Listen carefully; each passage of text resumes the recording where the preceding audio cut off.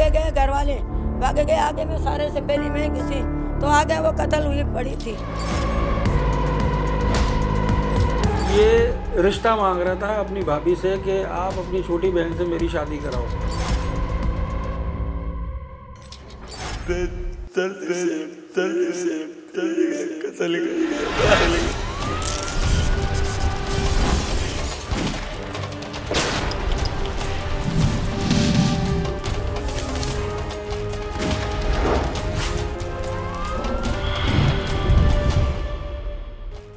माँ, बहन और बीवी का रिश्ता इंतहाई मुक़द्दस रिश्ता है, मगर इन रिश्तों के अलावा हमारे माशरे में खाला, फुप्पी, चची, मुमानी और भाभी के रिश्ते को भी इंतहाई एहतराम दिया जाता है। लेकिन इन रिश्तों से जुड़े बहुत सारे मर्दों की नज़र में अपनी माँ और बहन के अलावा दूसरे रिश्तों को इतनी अहमियत नहीं दी जाती जिसके वो मुस्तहक होते हैं।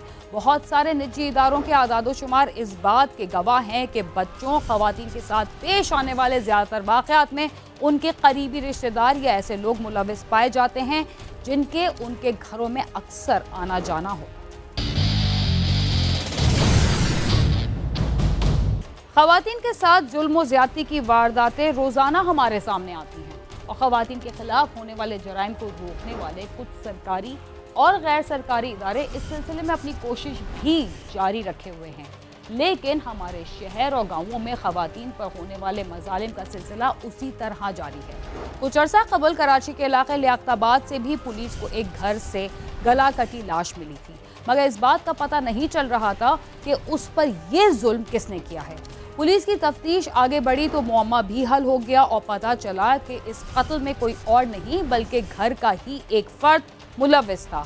आइए देखते हैं कि खातून को इस बेदर्दी से कत्ल करने वाला शख्स कौन था और उसने ये कत्ल क्यों किया।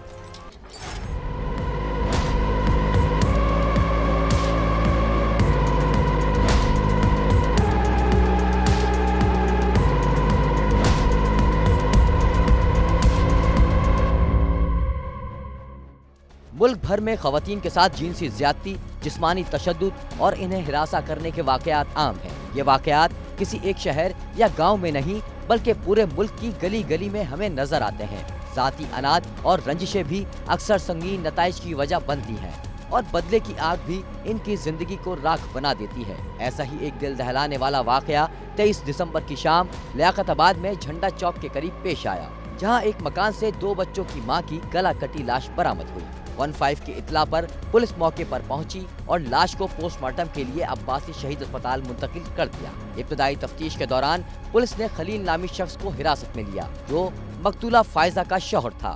23 दिसंबर 2018 को शाम को तकरीबन 7:15 बजे 15 पे एक इत्तला आई कि लियाकताबाद 3 नंबर में एक घर में लेडीज़ की लाश मौजूद है। वहाँ पर पहुँचे तो देखा कि एक लेडीज़ की गला कटी हुई लाश मौजूद है। उधर के जो इर्द गिर्द मौजूद मकानात हैं उनसे मालूमात किया ये घर किसका है, तो पता चला ये घर है खलील अहमद का और ये किराए पे यहाँ पे रिहाइश पजीर है, 2nd फ्लोर पे। खलील अहमद की मालूमात की तो खलील अहमद सामने आ गया। तो खलील अहमद के साथ लड़की का जो भाई था मोहम्मद इमरान वो भी सामने आया।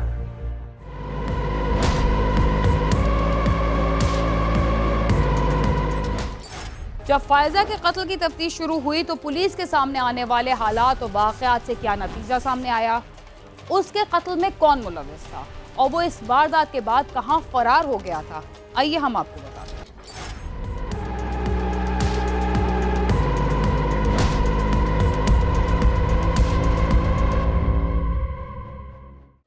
सुपरमार्केट पुलिस ने मकतूला फायजा के भाई इमरान की मुद्दत में मुकदमा दर्ज करके तफ्तीश का आगाज किया और इब्तदाई तफ्तीश में इंकशाफ हुआ कि मकतूला का देवर शकील इस कत्ल में मुलविस है, जिसके बाद पुलिस ने मुल्जिम की तलाश शुरू कर दी।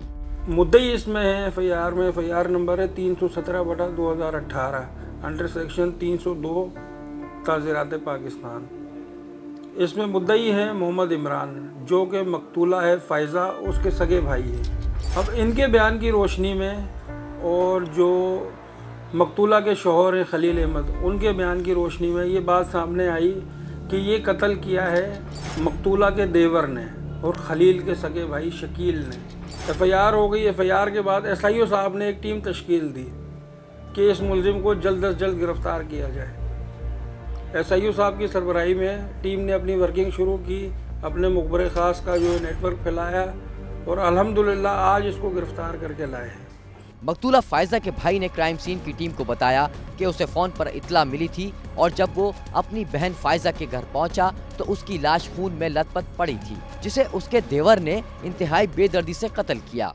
मुझे छोटे भाई ने फ़ोन किया था, मैं अपने घर पे था, ताया होटल के पास मेरा घर है। तो मैं वहाँ से निकला, वहाँ पहुँचा, देखा लड़की की डेड बॉडी पड़ी हुई है वहाँ पर खून में लथपथ।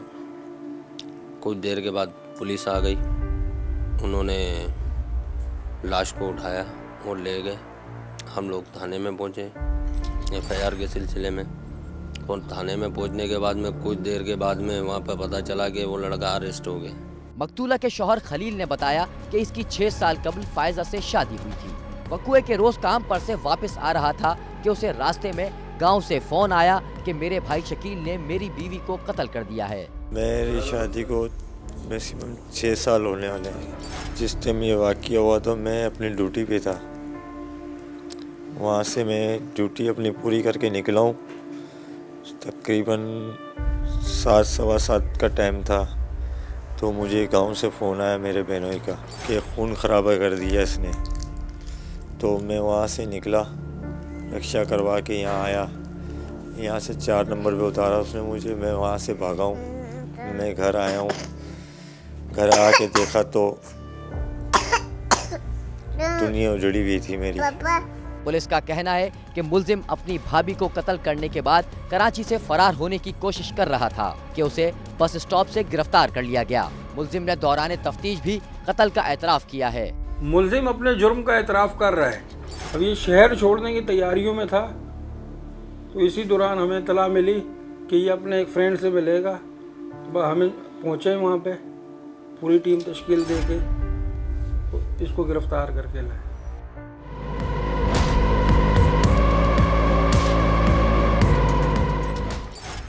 अपने भाई और भाभी के साथ रहने वाला देवर शादीशुदा होने के बावजूद ये चाहता था कि उसकी दूसरी शादी अपनी भाभी की बहन से हो जाए, मगर उसकी भाभी को ये बात मंजूर नहीं थी, जिस पर वो उसे रोज़ाना धमकियां देता था और एक दिन उसने अपनी भाभी को कत्ल कर दिया। मगर ये मामला यहीं ख़त्म नहीं होता।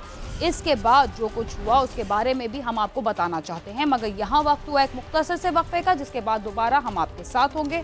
तब तक आप समा के साथ।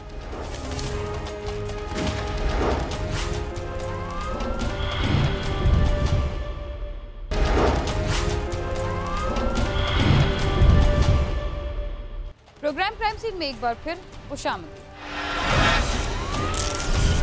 वक्फे से पहले हम आपको दिखा रहे थे कि भाभी को कत्ल करने वाला बदनसीब पुलिस के हाथों गिरफ्तार हो गया। मुलजिम शादीशुदा था और अपने भाई के साथ उसके घर में रहता था। उसकी भाभी भी उससे अपने बच्चों की जैसा सलूक करती थी। इसके बावजूद उसने भाभी के खून से अपने हाथ क्यों रंगे? आखिर इस कत्ल की क्या वजह थी? आइए ये बात भी हम आपको बताते हैं।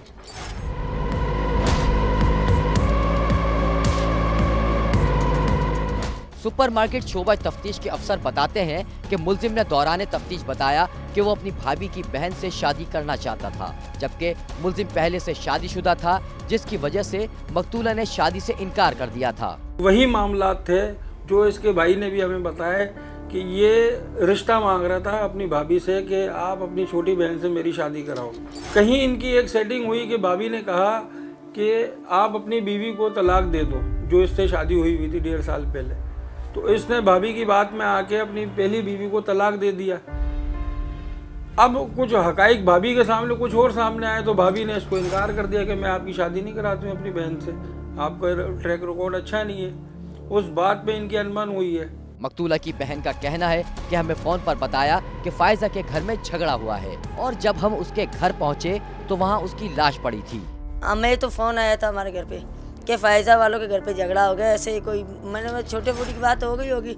मैं आएगी दूर उसके घर पे गई, मेरे को घर पे जाके उसकी हालत देखी, सर से चूड़ी से मारा हुआ था, बिल्कुल ख़त्म कर दिया था। इतनी सी कोई उसके पीछे वजह, जैसे जो जा रहा है घर में वही बेहोश हो रहा है। हथकड़ी में जकड़ा ये मुलजिम अपनी भाभी का कातिल शकील है, जिसका कहना है कि उसकी 17 माह कबल शादी हुई थी, जिससे वो खुश नहीं था, इसलिए कि वो अपनी भाभी की बहन से शादी करना चाहता था।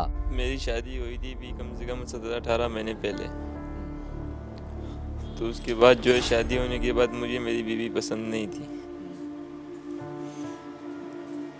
मेरी भाभी ने मुझसे कहा था, मेरी भाभी की बहन मुझे पसंद आई, शादी हो गई थी। उसके बाद भाभी ने मुझसे कहा था कि हाँ अब तू एक तरफ हो जा, तेरी शादी करा दूंगी। मुलजिम ने दूसरी शादी के लिए हर तरीका अपनाया था, जिसमें वो नाकाम रहा, क्योंकि मकतूला फायजा ने शादी कराने से साफ इनकार कर दिया था। कम से कम 1.5 साल 17-18 महीने हो गए। घर वालों को भी परेशान किया हुआ, ख़ानदान वालों को भी परेशान किया हुआ। तुमने? जी, मैंने परेशान किया हुआ था, लेकिन भाभी ने मेरे साथ धोखा किया है। भाभी मुझसे बोलने लगी मैं तेरी शादी नहीं कराऊंगी। बाद में बहुत फड्डे हुए, लड़ाइयाँ हुई, झगड़े हुए घर में। कत्ल के इल्जाम में गिरफ्तार मुलजिम 1 माह से अपनी भाभी को मुसलसल धमकियां दे रहा था कि अगर उसकी शादी नहीं हुई तो वो कुछ भी कर गुजरेगा, और 23 दिसंबर की शाम उसने जो कहा था वो कर दिखाया। मुलजिम का कहना है कि भाभी को कत्ल करते वक्त उस पर जुनून सवार था। भाभी कहने लगी तू कुछ भी कर ले, मैं तेरी शादी नहीं कराऊंगी। उसके बाद मैंने भाभी से कहा भी था, भाभी नहीं करे, सदेक मुझसे कुछ हो जाए, मुझसे कुछ हो जाए, ऐसा नहीं कर। एतवार वाले दिन मैं भाभी को मैंने मार दिया। मैंने छुरी रखी थी गले पे भाभी के। भाभी ने बोला तू मार दे मुझे, मार दे तू मुझे, मार दे तू मुझे, पर मुझसे नहीं रुका गया, मुझसे रुका नहीं गया। मैंने छुरी उनके गले पे रखी थी तो बस वो दबा दी मैंने। उसके बाद जो हुआ मुझे भी नहीं पता क्या हुआ। बस मेरे को कुछ समझ में नहीं आया मैंने कैसे किया, क्यों। मैंने बहुत बड़ा गुनाह किया, बहुत गलती करी। भाभी को कत्ल करने से कबल भी मुलजिम कई बार उसे कत्ल की धमकियां दे चुका था, लेकिन उसकी भाभी ने ये बात किसी को क्यों ना बताई, और उसका शौहर भी इस बात से बेखबर क्यों रहा। ये एक बहुत बड़ा मुअम्मा है। आइए देखते हैं कि भाभी को मुसलसल धमकियां देने वाला देवर जब आखिरी बार उसके पास आया तो उसके पास कौन सा हथियार था जिससे उसने इंतहाई बेदर्दी से अपनी भाभी की जान ली। पुलिस का कहना है कि मुलजिम ने अपनी भाभी को 22 दिसंबर को पिस्तौल दिखाकर जान से मारने की धमकी भी दी थी, और 23 दिसंबर को छुरी दिखाकर एक बार फिर कत्ल की धमकी दी, जिसके बाद उसे कत्ल कर दिया। 22/12 को मुलजिम ने पिस्टल भी दिखाई अपनी भाभी को डराने के लिए कि तू मेरा अगर शादी नहीं कराती, अपनी बहन से रिश्ता नहीं कराती तो मैं तुझे मार दूंगा। उसने इसको इजी लिया। अब अगले दिन जब ये आया है मुलजिम इसके घर पे, तो इसको उसने छुरी दिखाई, बोला आज तुझे मार दूंगा। तो वो तो इजी थी, इजी फील कर रही थी, उसने बोला मार दे। इसने गले पे छुरी रखी और फेर दी।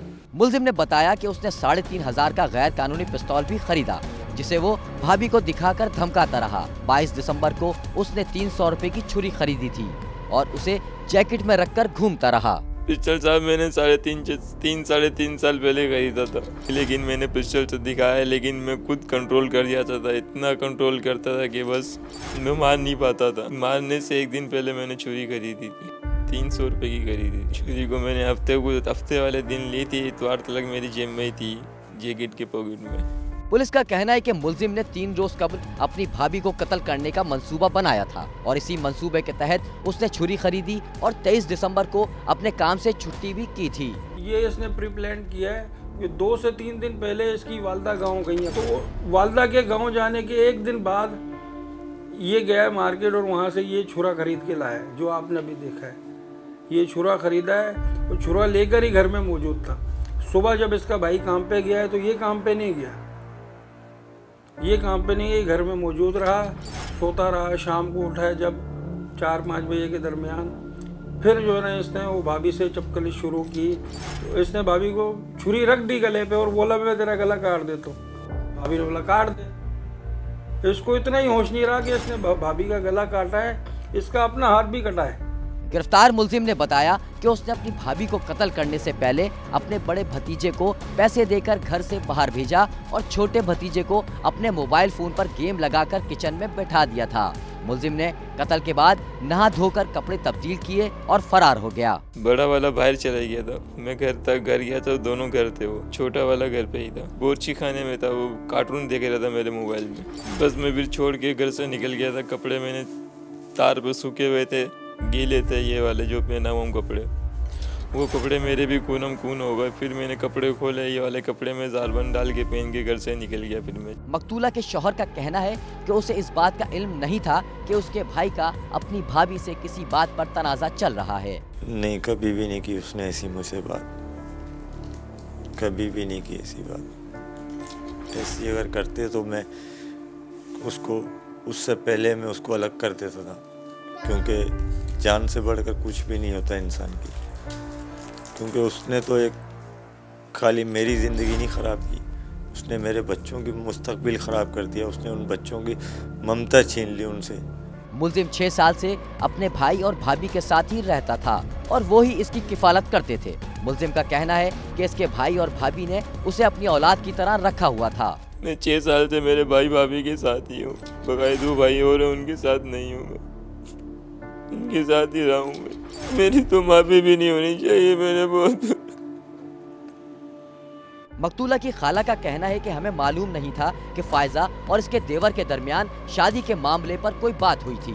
जालिम ने मेरी भांजी को इंतहाई बेदर्दी से कत्ल किया है, इसे सख्त सजा मिलनी चाहिए। कोई हमें घर में कोई पता नहीं है, उनके घर में कोई मालूम है तो उनको पता होएगा। घर में कोई हमें पता नहीं, कोई लड़ाई का नहीं, कोई और ताल्लुक नहीं इनका, कोई पता नहीं उनके घर में कोई लड़की के बारे में कोई बात हुई है नहीं हुई है, हमें कोई मालूम नहीं है उनका। हमें जैसे उन बच्ची को जैसे हलाल करें वैसे हमें खून चाहिए।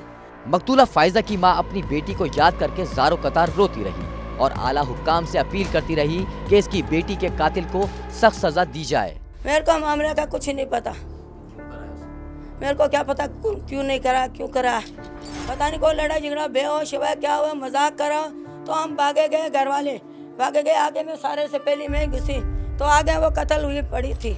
मेरे को हक चाहिए, मेरे को हक चाहिए, खून के बदले खून चाहिए, मेरे को कुछ नहीं चाहिए। फायजा की अचानक मौत पर इसकी मां और बहनें शिद्दत गम से निढाल हैं। देवर के हाथों भाभी के कत्ल की वजह जो भी हो वो तो तफ्तीश के बाद सामने आ ही जाएगी। लेकिन क्या घर के एक कोने में खेल कूद में मगन इन बच्चों को मालूम है कि इनके सर से इनकी मां का साया हमेशा के लिए उठ गया है? अब इन मासूम बच्चों का क्या होगा जो अपनी मां को तलाश कर रहे हैं? कैमरामैन नईम खान और उस्मान अहमद के साथ खुर्रम गुलजार, समा, कराची। हमारे माशरे में भाभी के रिश्ते को इंतहाई एहतराम दिया जाता है। फिल्मों, नॉवेल्स और ड्रामों में भी भाभी के किरदार को माँ के किरदार से मिलाकर दिखाया जाता है।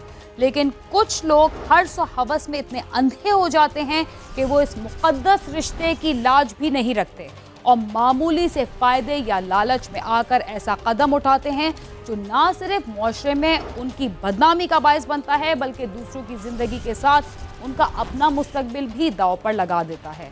इसके साथ ही क्राइम सीन अपने इख्तिताम को पहुंचता है। अगर आप हमसे रब्ता करना चाहते हैं तो हमारा पता है cs@sama.tv। इसके अलावा आप YouTube, Facebook और Twitter पर भी हमसे रब्ता कर सकते हैं और हमारा प्रोग्राम भी देख सकते हैं। वीना खान और क्राइम सीन की टीम को इजाज़त दीजिए और देखते रहिए समा।